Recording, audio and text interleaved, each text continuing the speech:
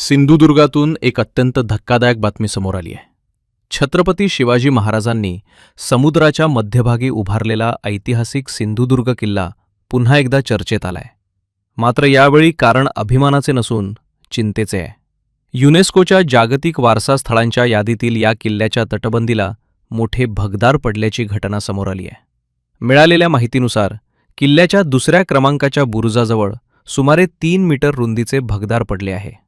काही दगड हल्ल्यामुळे तटबंदीचा हा भाग ढासळल्याचे सांगितले जात आहे. ही माहिती किल्ल्यावरील रहिवासी मंगेश सावंत यांनी दिली आहे. सिंधुदुर्ग किल्ला हा केवळ पर्यटन स्थळ नाही, तर तो महाराष्ट्राच्या इतिहासाचा आणि स्वराज्याच्या वैभवाचा जिवंत साक्षीदार आहे.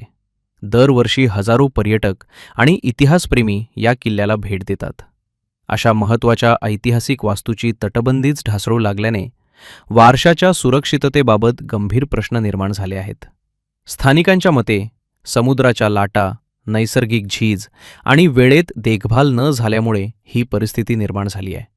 यासोबतच पुरातत्व विभाग या गंभीर समस्येकडे दुर्लक्ष करत असल्याचा आरोपही करण्यात आला आहे.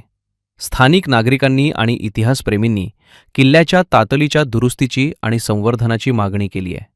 भविष्यात आणखी नुकसान होण्यापूर्वी प्रशासनाने त्वरित उपाययोजना कराव्यात अशी मागणी जोर धरत आहे. या संपूर्ण प्रकरणावर प्रशासन काय भूमिका घेते आणि किल्ल्याच्या दुरुस्तीचे काम कधी सुरू होते याकडे आता सर्वांचे लक्ष लागले आहे. नमस्कार, मी सिंधुदुर्ग किल्ला रहिवासी मंगेश सावंत. आज सांगायला एक अत्यंत वाईट वाटतंय की या सिंधुदुर्ग किल्ल्यावरती आम्ही आज 10 पिढ्यांपासून राहतो आहे आणि या किल्ल्याची जी अवस्था आहे ती दिवसेंदिवस बिकट होत चालली आहे. या किल्ल्याच्या पूर्वेकडील उजव्या बाजूच्या 2 नंबरच्या बुरुजाला आज एक जवळजवळ 3 मीटर रुंदीचं असं भगदाड पडलेलं आहे. बरं, हे भगदाड नवीनच आहे. ह्या कालच्या तुफानात त्या अगोदर काही दगड हल्लेले होते असतील, पण आता ते भगदाडाच्या स्वरूपात मोठ्या प्रमाणात झालेलं आहे. आजच माझ्या निदर्शनात आलं. मी बाहेरच्या बाजूला उतरून सकाळी मी त्याचा पाहणी केली, तर हे संपूर्ण पाव्याकडचे दगड हे संपूर्ण निखळलेले आहेत. आपला हा किल्ला 12 किल्ल्यांच्या युनेस्कोच्या यादीमध्ये आहे.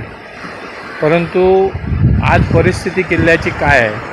पश्चिम दक्षिण या बाजूच्या ज्या भिंती आहेत याला लाटांचा मारा मोठ्या प्रमाणात असतानासुद्धा तिथल्या भिंती पण अशा बऱ्याच ठिकाणी छोट्या मोठ्या भगदाडं पडलेली आहेत. पण आता पूर्वेकडची जर भिंत जिथे लाटांचा मारा नाहीच अशा ठिकाणी जर भिंत कमजोर होत असतील तर याकडे प्रशासनाने, शासनाने, पुरातत्व विभागाने लक्ष देणं गरजेचं आहे. पुरातत्व विभाग संपूर्ण झोपलेला आहे, कसलंही त्यांना पडलेलं नाही. आणि यासाठी एक दुःख होतं आहे की आज हा महाराजांचा किल्ला, आज समुद्रात असलेला एकमेव किल्ला, आणि या किल्ल्याची अशी अवस्था हे बघून खूप वाईट वाटतं आहे, हताश झाल्यासारखं वाटतं आहे. तरीसुद्धा शासनाला, प्रशासनाला एक कळकळीची विनंती आहे की त्यांनी लवकरात लवकर याकडे लक्ष द्यावं आणि याचं डागडुजीचं काम पूर्णपणे पहिलं हातात घ्यावं. धन्यवाद.